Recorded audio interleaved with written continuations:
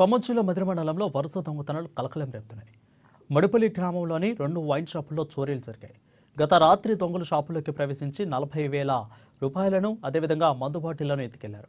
స్పాట్కు చేరుకున్న పోలీసులు కేసు నమోదు చేసి సీసీ ఫుటేజ్ ఆధారంగా దర్యాప్తు చేపట్టారు. గత కొన్ని రోజులుగా పరిసర ప్రాంతాల్లో దొంగతనాలు పెరుగుతుండటంతో రాత్రి వేళలో పోలీసులు పహారా పెంచాల్సిన అవసరం ఉందంటున్నారు స్థానికులు.